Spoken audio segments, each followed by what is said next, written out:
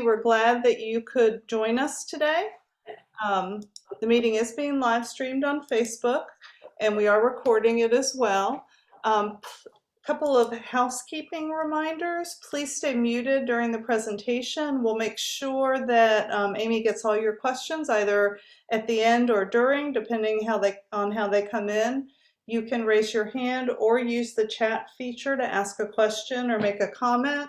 Everybody can see the chat, so feel free to park your questions there, and then when Amy's ready to take some, we will feed them to her.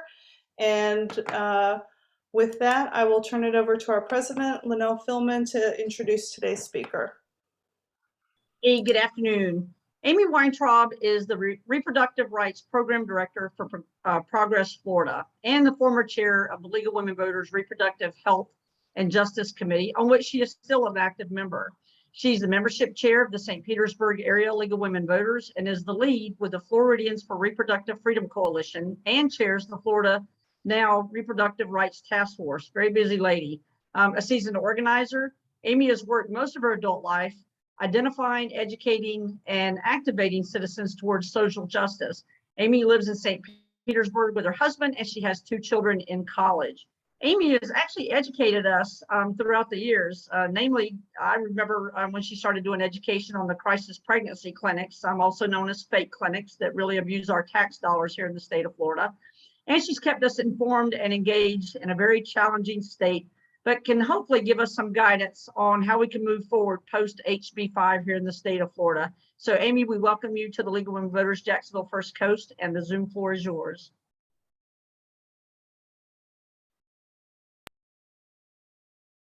Thank you. Sorry, I had to find share screen and unmute all at once. That was a little, I don't know, it took me a second.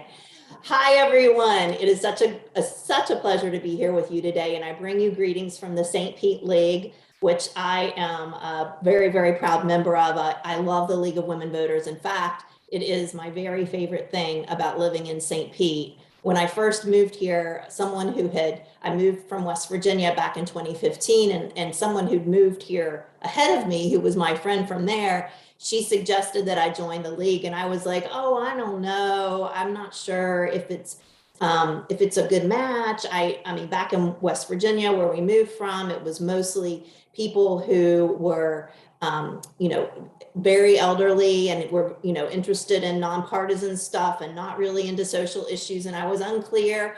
Boy, the Florida League is different. And I learned that quickly. And I've made so many friends and developed such a great network. In fact, the job I have now with Progress Florida, which I also bring you greetings from, I wouldn't have got unless I had been involved with the league.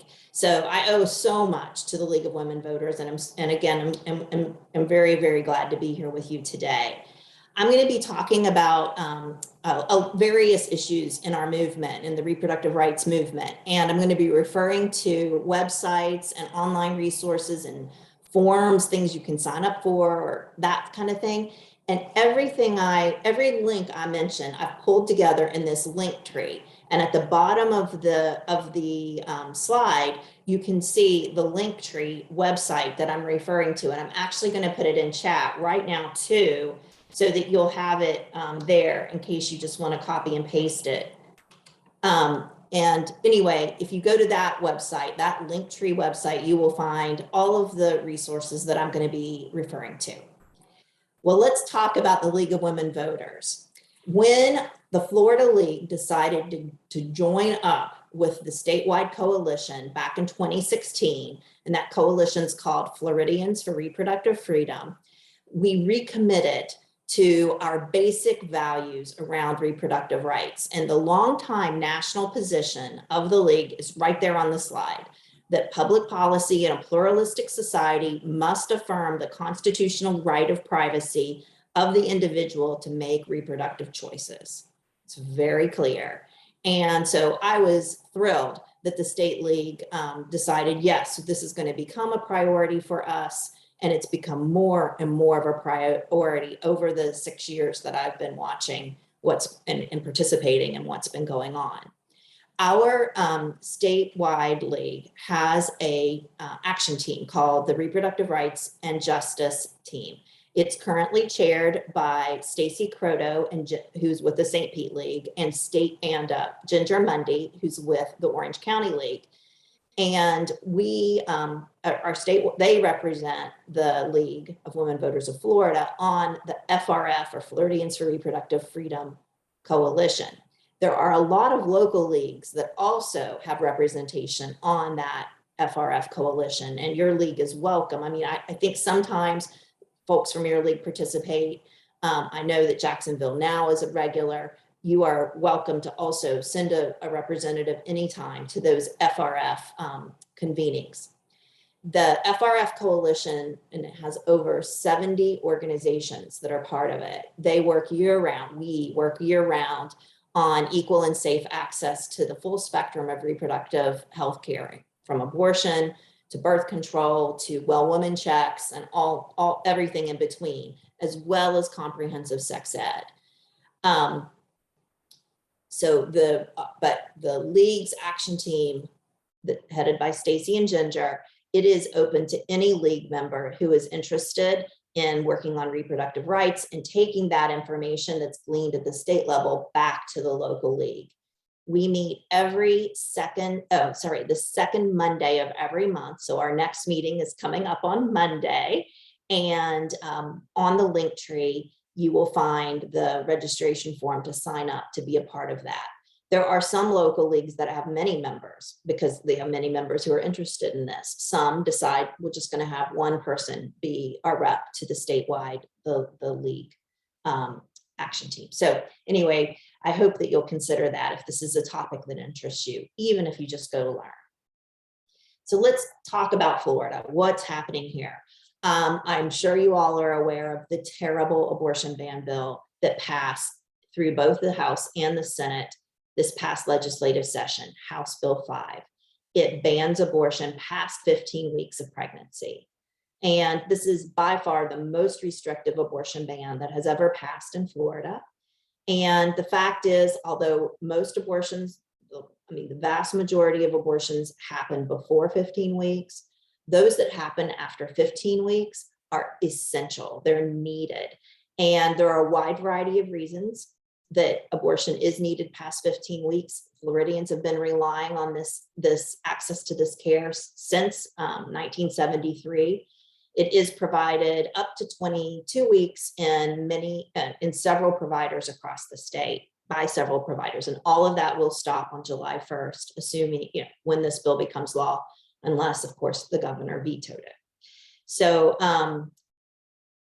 once that happens, people who need that care will have to go out of state. The closest provider that will offer that currently is North Carolina. And of course, North Carolina is a purple state. And although the current governor has pledged to veto any abortion restrictions, we never know what's going to happen. Patients may have to travel farther than North Carolina. Now, the governor vetoing it. Okay, you might say, Amy, you're crazy. The governor is not going to veto this bill. He has pledged to sign it, and he's going to. He is. And of course, we are operating under the assumption that he will. However, it still is important for us to make a stink about it. It's important for us to reach out, as I do almost every day, to his office to urge a veto. Why? Because if he doesn't hear from us now, he very well may think this is just, it's not a big deal. I'm going to keep urging the legislature to pass even more restrictions. And it's just an easy thing. We can't take it lying down, though. We have to show him that there's fierce opposition, in the hopes that next year we won't be facing a more restrictive ban, such as, heaven forbid, a Texas-style 6-week ban. So I ask you, and on the slide, you can see some of the ways that are easy to let the governor know that we need him. The league needs him to veto, that we as people and as family members need him to veto. And on the link tree, which again is shown at the bottom of the slide, you can find talking points. You can find letter to the editor toolkits that will help you potentially write a letter to your local paper about why the governor should veto. Especially some of the talking points center on the fact that he's always talking about freedom, and freedom is, he calls Florida the freedom state. He's so proud of, the way that he has handled COVID and not restricting our freedom to, to not wear a mask and to be free to spread the virus however we want. Well, what about reproductive freedom, Governor?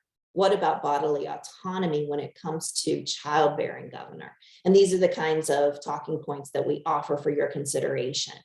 So anyway, his contact information is on the link tree, as well as the other resources that I mentioned.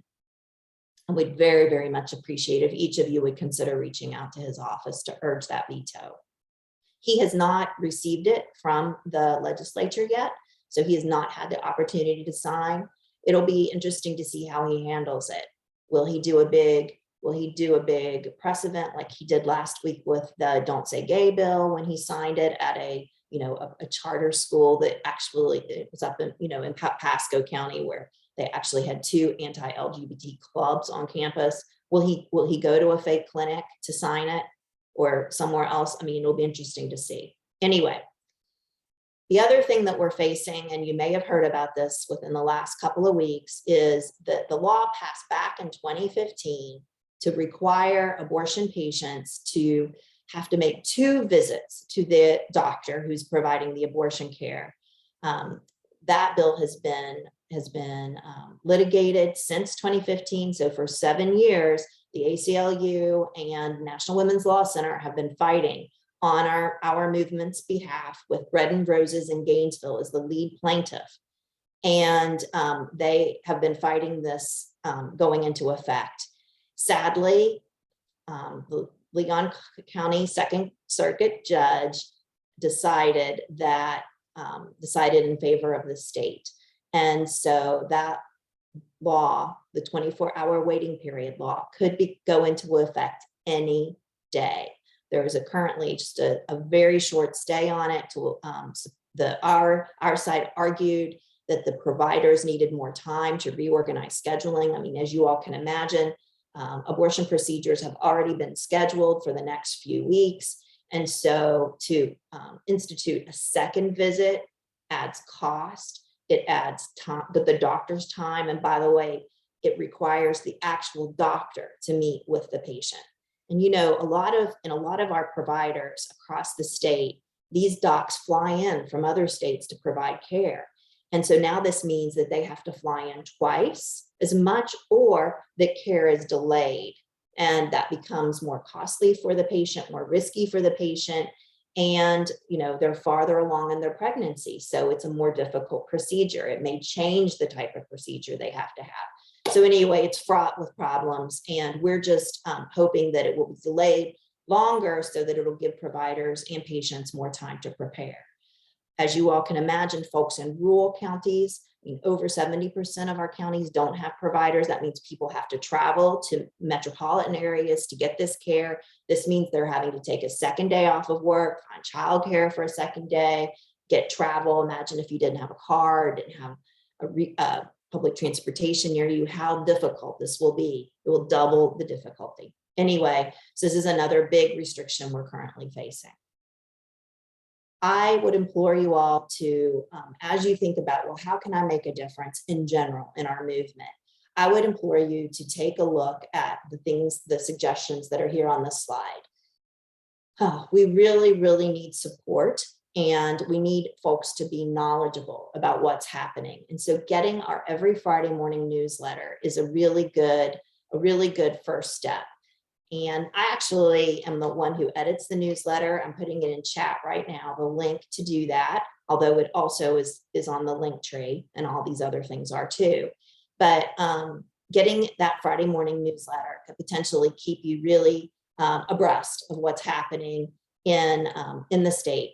The newsletter has action alerts, but it also has events that are happening in the repro movement, important news articles printed by state publications as well as national ones, and job openings and all kinds of other things. Additionally, if you're on social media, no matter what you're on, I ask you to consider following us. That is another good way you can show support for our movement, and reposting or sharing what we share is a way of spreading the word. It also is a way to amplify reproductive rights as basic health care. Abortion is basic health care that is accessed by 1 in 4 American women during their childbearing years. It is normal. It is not something that's extreme. 1 in 4 people, including probably 1 in 4 women you know, will access abortion again. And it's a basic human right. It's basic health care. Those are the kinds of messages we need to get out to reduce stigma and shame associated with it.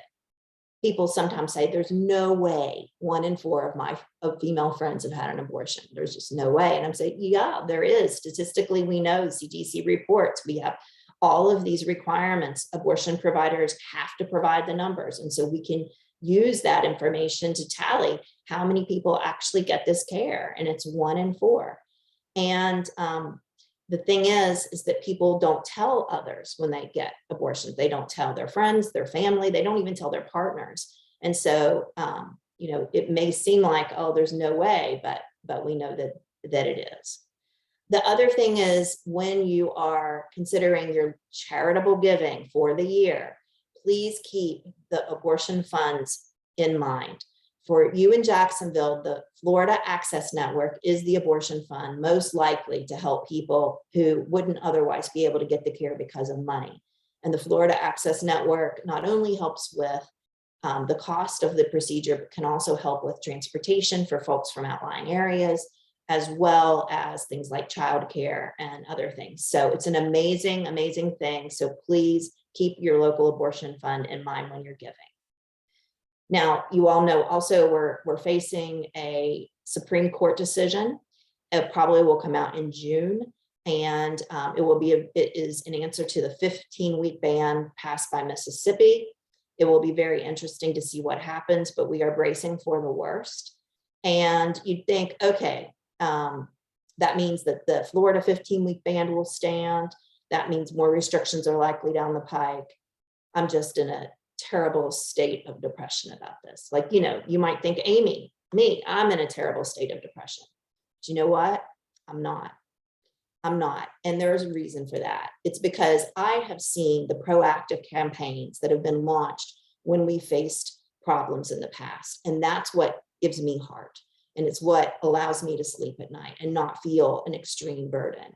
And one thing that I know for sure is that our Florida providers are going to make sure that their patients get the care that they need, even if that means sending them to doctors in other states. I just know it. And there was a piece recently in a blog called The Paradise Progressive. And they had seen Stephanie Frame, who is the CEO of Planned Parenthood of Southwest and Central Florida. She was talking, and I'm going to quote exactly how she was quoted in the article. She said, "We are at the beginning stages of building one of the largest patient navigation systems in the state, connecting it to one of the largest systems in the country." And she went on to talk about how Planned Parenthood is putting together teams to help patients get to the care that they need, just as I alluded earlier. She goes, "If we lose the right here in Florida, we will turn that and begin moving patients out of the state to where they need to go. As an additional option, we're thinking about a boat off the east coast of Florida. We seriously are. A boat could provide legally women's health services in international waters." She said that she'd already been contacted with pilots with float planes who would be willing to ferry patients out into the vessel that would be located offshore. This kind of thinking is what really gives me a sense of peace. The other thing is the way that we've handled, our movement has handled things that have come down, as I mentioned. And one of them is the the parental consent law that passed in 2019 that requires teenagers, actually, was it 2019? Sorry, let me pause for a second. 2020, that requires teenagers, minors, to get the written consent of a parent before they can access abortion care, the notarized written consent. And when that passed, you know, we were really, really upset and depressed, but we decided, you know, that the bill does offer a judicial bypass. It does offer teenagers who can't or don't want to involve their parents the option of approaching the courts. And we rallied together and developed educational resources and to get the word out to minors who this might apply to. And I'd like to show you quickly a very short video that we developed about this.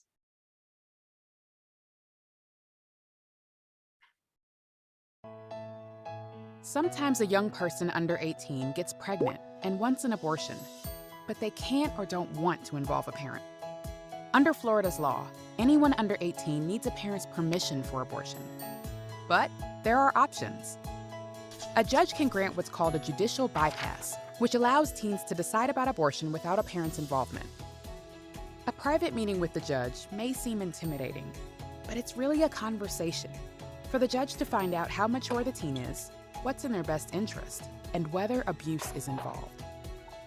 The first step? Contact the clerk at the county courthouse. The process can be different from county to county. In some, paperwork comes first. In others, a lawyer is introduced. Whether it's step 1 or 2, all teens can ask for a lawyer at no cost to help prepare for meeting with the judge. Once papers are filed, the judge has 3 business days to meet with the teen and make a decision. While there are no court or attorney fees to apply for a judicial bypass, costs for clinic appointments related to abortion are the teen's responsibility. For help paying for an abortion, there are funds in Florida that may be able to assist. TeenAbortionFlorida.com offers information like required forms and where in each county to start the process. Find out what the judge might ask, what to wear, and even how to deal with missing school. The pregnant person is the only one to make this decision. The male's consent is not required, and he does not have to be notified. The process is confidential. Court records will use the youth's initials or a made-up name. And remember, changing your mind is okay. Even if judicial bypass is granted, a teen can decide not to get an abortion and continue with the pregnancy. Find out more at TeenAbortionFlorida.com. So I wanted y'all to see that because I wanted you to see that's the kind of stuff we're going to be doing no matter what laws are passed. We're going to keep helping people get the information they need so they can get the care that they need. And I invite you, if you have young people in your life, to share this video with them and the TeenAbortionFlorida.com website so that they can pass it along in case someone they know needs it. Hopefully the teenagers in your life can count on you to help. Okay. The other thing that I would urge you to do is to get familiar with medication abortion or abortion pills and the concept of self-managed abortion. That is accessing abortion pills without going through the traditional medical care system. Now, abortion medication is, most of the time, it's a combination of these 2 drugs, mifepristone, followed by misoprostol, and it actually brings on a miscarriage. It is effective and safe up to the first 12 weeks of pregnancy. It is legal in the United States, and it has been used and approved by the FDA for over 20 years. The issue about medication abortion is that in Florida, it is very overregulated.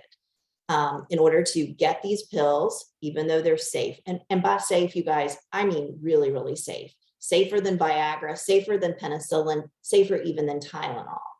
But anyway, here in Florida, it requires someone to get an appointment with a physician who has these pills in stock. Mifepristone has to be in stock in their office. And just think, what pill do you take that has to be in stock in the doctor's office? I mean, if you're like me, most prescriptions you get, the doctor gives you a prescription paper and you go to the CVS or Walgreens and get it filled, right? But in this case, the law requires it to be in the doctor's office. The doctor actually watches the patient take the pill, and then they get a prescription for the second set of pills, the misoprostol. And also in Florida, it's required before anyone gets an abortion, no matter if they need it or not, they have to get an ultrasound, even though it is not medically necessary in early stages of pregnancy. And that requires someone to actually, go to the doctor, and they have to have an ultrasound machine. They have to have the pills in stock. This means that your general practitioner, family doc is not going to be able to help you. You're going to have to go to an abortion provider. Also, the law requires that the patient be presented with informed consent materials. This is state printed material that is biased. Thanks to our legislature, it has medically inaccurate information in it, but that pamphlet must be presented in person by the doctor to the patient. And now, of course, we know that that patient's going to have to come back a second time to actually take the pill.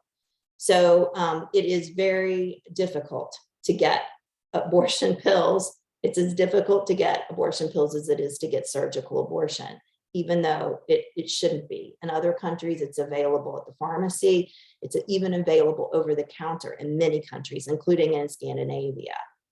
But people are using all kinds of creative approaches in accessing these pills without going through the Florida providers. There are online vendors, medical practices, pharmacies that are making these pills available to American women. And there is a guide called plancpills.org. You see that there on the slide. They offer an index of all of the online vendors, including doctors' offices and pharmacies, that sell these pills and make them and ship them to Americans.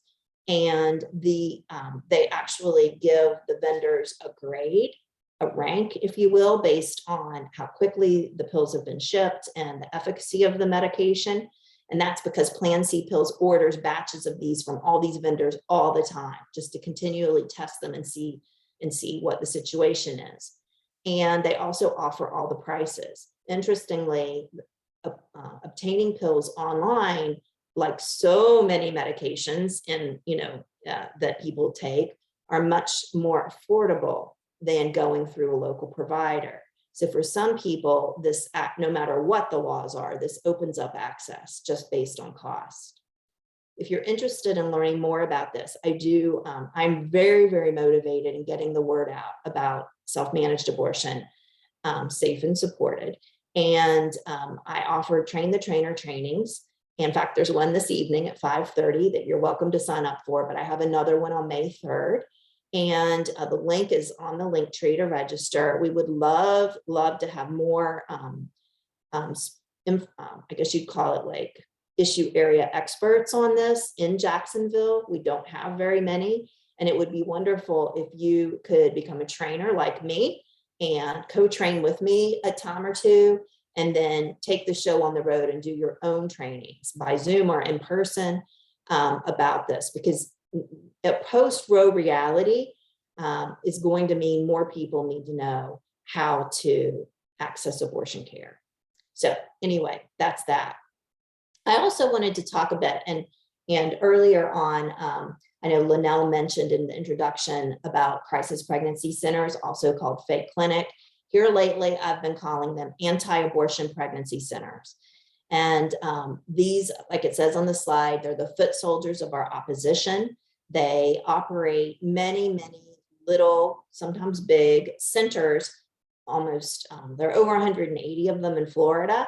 And they are all over, almost in every county. Some counties have many, and their mission is to talk people out of getting abortions. They are anti-abortion extremists, and they take it on to a personal level.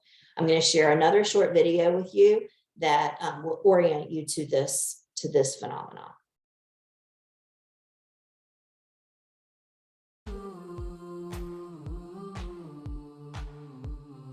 Crisis pregnancy centers are popping up at a rapid pace all over the country. There are nearly 200 of them in Florida alone, outnumbering real reproductive healthcare providers by 4 to 1. What exactly are crisis pregnancy centers? They're fake clinics that exist to talk women out of abortion. Fueled by a staunch anti-abortion agenda, they use free pregnancy tests and ultrasounds as emotional tools instead of medical tools. Fake clinics claim to offer pregnancy-related medical services, but don't provide comprehensive reproductive health care at all. For starters, you won't get birth control at a fake clinic. Deceptive advertising is their MO. They place misleading ads under internet searches for abortion. They adopt names that sound like actual reproductive health centers. They intentionally locate themselves on the same block as actual abortion providers, sometimes even in the same building. All this to trick potentially pregnant women. Sound a little sketchy? Help us spread the word to keep unsuspecting women and girls from falling prey to their tactics. It all starts with awareness. These clinics often schedule appointments and follow-ups as far out as possible. They know timing is critical with pregnancy, and women who wait may face costs that are prohibitive or be too far along to get an abortion. They are also known to compel women to get into exam gowns. Why?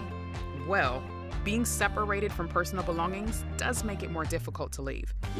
They might use lies to dissuade women from accessing contraception and abortion by linking them to infertility and breast cancer.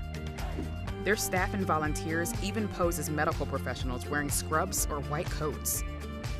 Building awareness is just the start. Take actions online. Reach out to public officials. Get involved with visibility events. A lot more is needed to expose fake clinics in Florida. Join the campaign. Visit FloridaReproFreedom.com to learn how.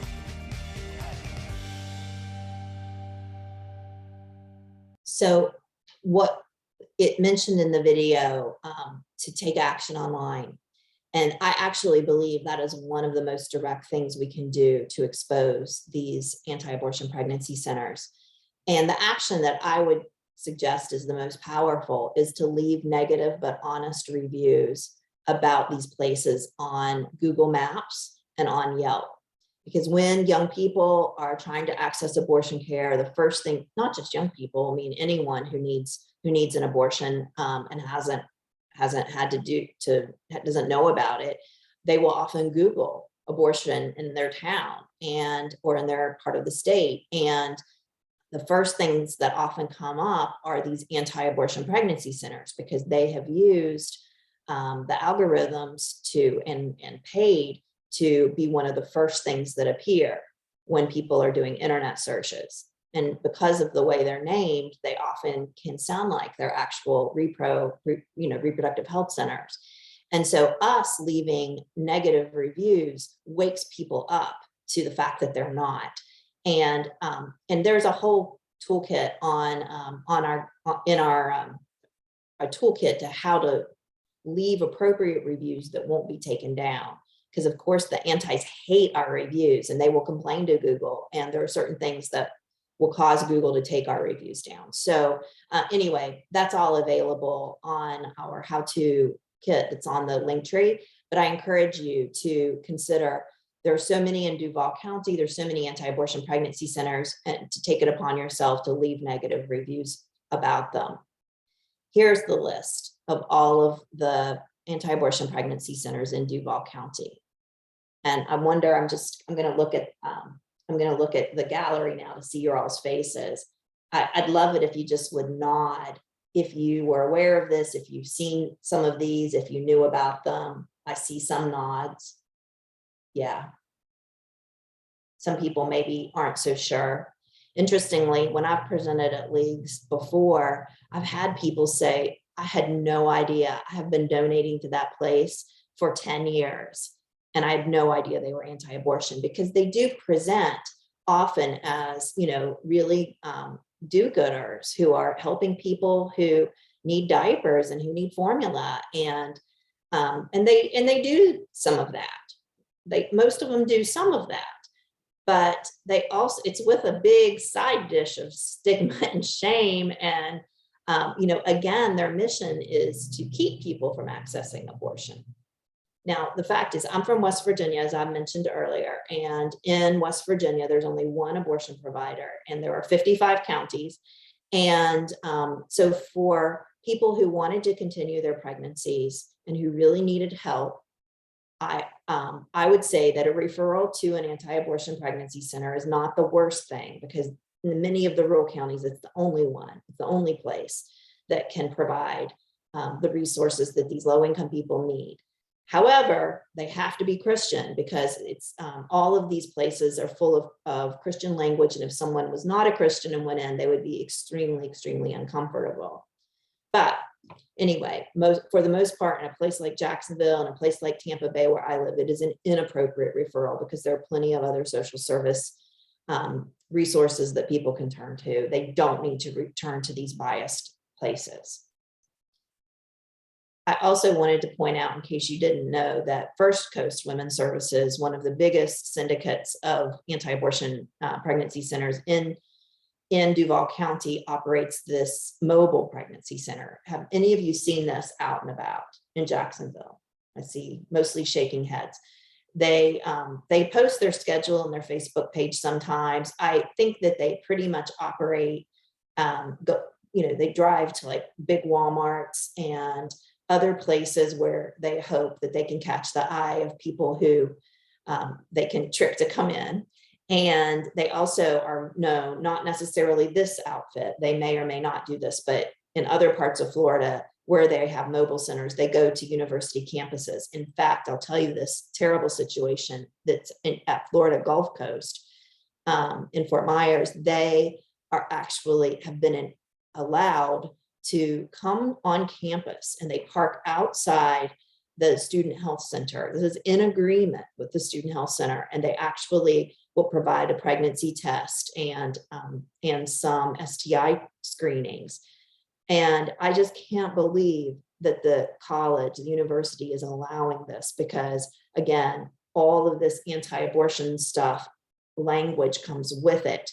And the reason we know about it is students who were victimized by them have now let us know. And so there is an effort on campus by some professors who have woken up to this, and students and advocates from around those counties to get this stopped. But anyway, it's been going on for years, and we just found out about it. The other thing, and I did put the link to this article in the link tree, is this 2019 article that profiles Jacksonville's crisis pregnancy center. I don't know why, when we have so many in Tampa Bay, the Tampa Bay Times decided to profile a Jacksonville fake clinic, but they did. Anyway, it is very illuminating. You'll get, if you read this, and I put the link to the article in the link tree. If you read this, you'll see what a great job they really do of cloaking themselves externally to look like a bona fide social service agency or a bona fide healthcare provider. And if we didn't know any better, any of us could be fooled by it too. The last thing that I wanted to mention was the situation with our state Supreme Court, because I know as a league, we worked so hard when the Constitution Review Commission convened in 2020 and tried, they flirted with the idea of trying to overturn or to restrict the privacy clause, to include language or to add language that it didn't cover abortion rights. And we all as a league worked so hard to turn out people in the public forums and emailing and so forth, all the commissioners, to urge them not to do that. And we succeeded. They did not restrict the privacy clause.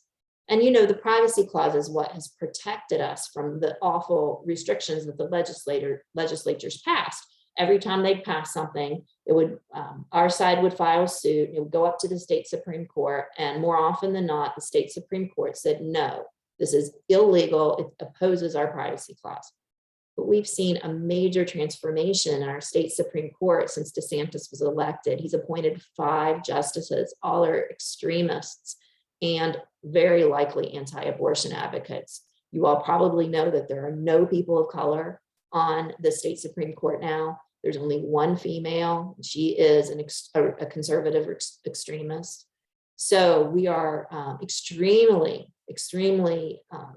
nervous and stressed out that the privacy clause will no longer be interpreted by our state's highest court as including abortion protections. They will have a much more pinched view of what privacy clause means and will not uphold their predecessors' findings, just like what we see happening at SCOTUS. So anyway, we've got to keep a close eye on that. And that's one reason why we are, our movement is very unlikely to file suit against the 15-week ban, because we really don't want to test that at this time. All right, that's the end of my formal presentation.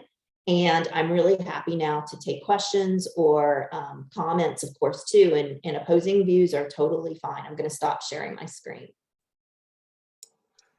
Thanks, Amy.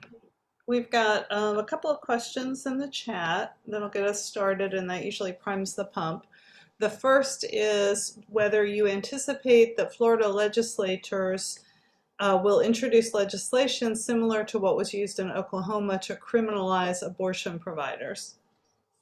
Well, yes. The Florida legislature, they have extremists who actually really are anti-abortion, and then they have a bunch of people who will fall right in line because they don't want to upset their base, and they're willing to use reproductive rights as a pawn in their reindeer games. So for sure, they have the votes, and do they have the will? And that really, it's some part that's up to us and how we react and how we organize in the coming months and weeks, and how much of a force we are. And a lot of it also will depend on this fall's elections. Will reproductive rights advocates, more of them, be elected? Will it be enough to scare those that are using us for political gains? But it won't surprise. No matter, at this point, I wouldn't be surprised by anything the extremists try to pull. Thank you. Let's see, there's a comment there as well, that many of these clinics that you talked about are actually purposely placed near hospitals and clinics so that folks will assume that they may be an extension of that healthcare facility. I've seen that too. Oh, right, in Jacksonville. Other questions or comments? I'll just mention that in Jacksonville. If you drive to Memorial Hospital from where I live, you go past several of these places.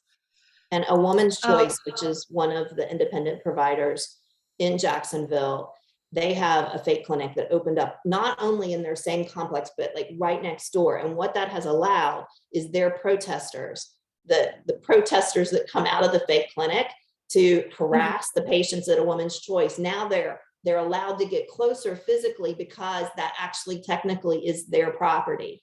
It is a crisis point there.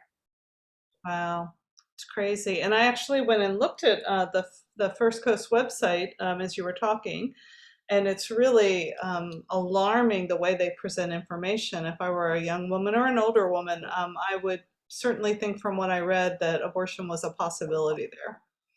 So let's turn it over next to Frances Jones and then to Linnell.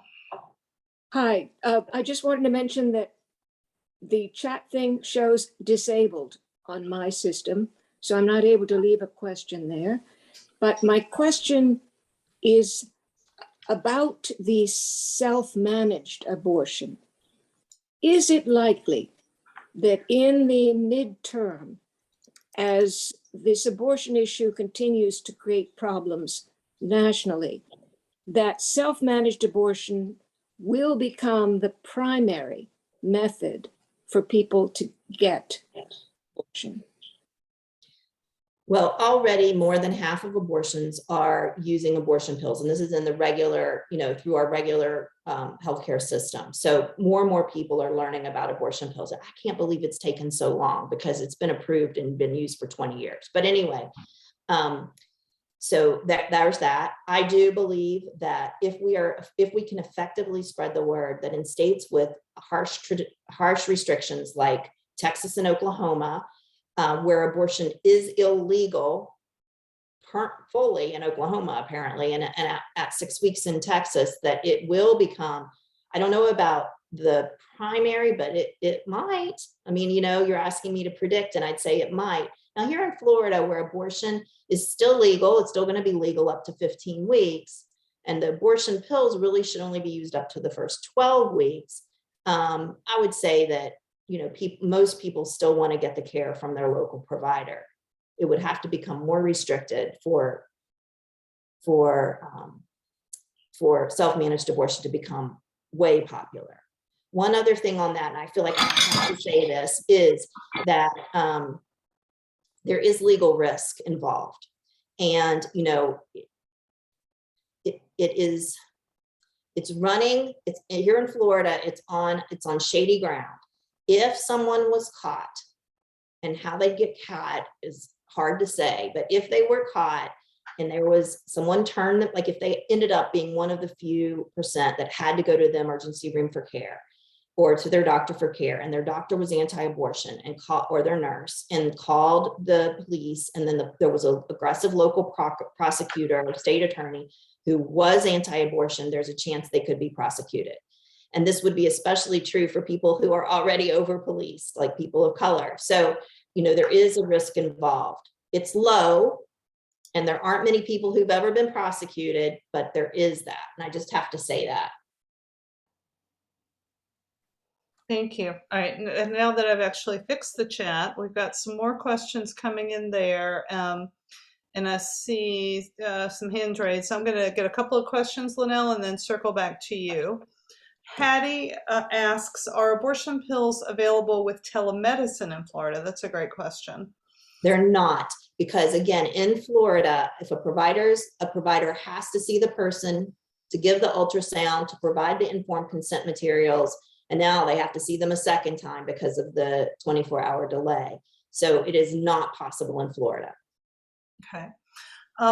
What kind of restrictions are there on morning after pills?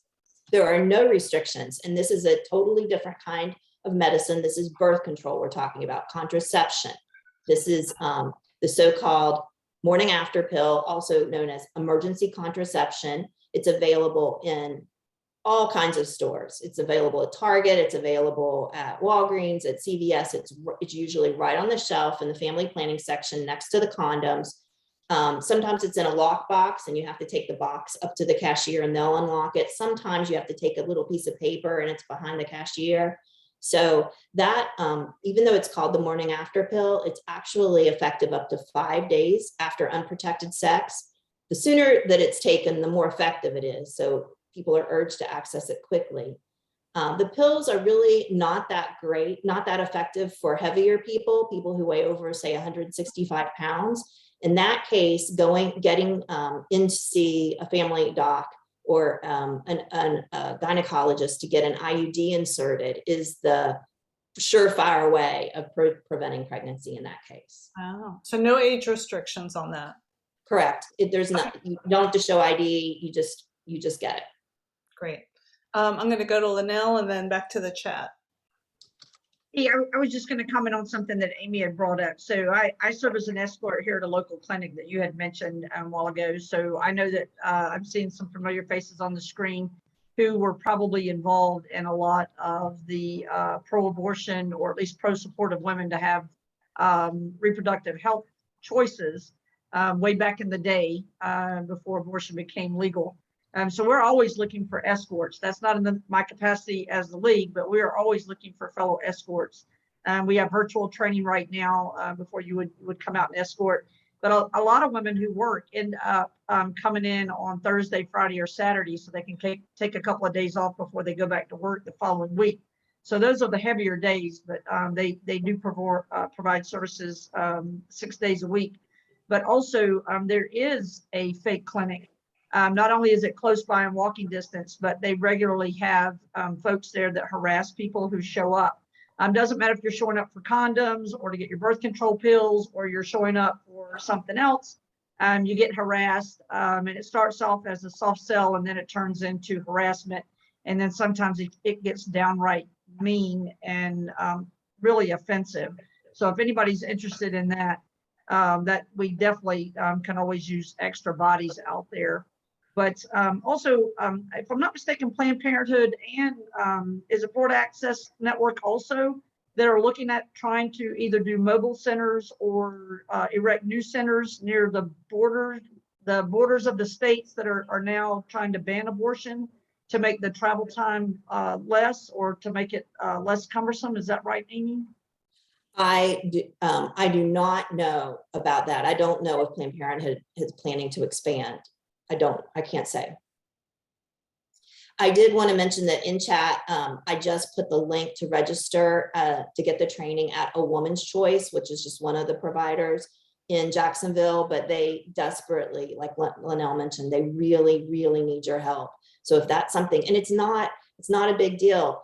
You basically accompany the person from their car to the door and just be a friend to them. And it's extremely rewarding work if you have the capacity. I will say one thing that we've noticed is people who appear to be in certain type of garb or clothing, cultural clothing, who might be appear to be Muslim or Asian, they don't get as harassed as much as people who appear to be Caucasian or African American. Whatever you think that means, that's just something that we observe. Interesting. Okay. Amy, are there nearby states that don't have restrictions on medication abortion? I mean, Georgia is the only state that allows telehealth in the South, or in, so Georgia does. And what I'm guessing is happening is that Florida residents are, I'm guessing Florida residents are getting appointments with Georgia abortion providers. This is Florida residents who live in the north, like Jacksonville, and then they're getting a telehealth visit, and they're having the medication then mailed, instead of to their Florida address, which would be illegal, to a Georgia address, like general delivery to a post office just over the border, or to a friend who lives in South Georgia, that kind of thing. I imagine that kind of thing is going to happen if abortion's restricted, to 6 weeks here in Florida. That's the kind of stuff we're going to see. Wow. So much work. Right. Well, this has been really great, Amy, and I don't see any more questions in the chat. Linnell, I think you wanted to make some announcements. I do, and I think Deb has a slide that she's going to pop up here in a moment about our intern. I don't want to forget that. But Amy, thank you so much. And I encourage everyone here and everyone who's going to view this online is to please, make this normal. Healthcare is normal, and reproductive health and rights are normal, to include abortion if that's what someone pursues. That's totally up to them. Just a couple of quick announcements. We have orientation that's going to come up April 24th, which is a Sunday. It's going to be at 2 p.m. We're getting ready to send the RSVP announcement out for that. We also are going to have a lead eco tour on Saturday, April the 30th, and that's probably going to be around midday. It'll give us an opportunity to reconnect with some of our folks at the St. John's River Keepers, but also with fellow league members.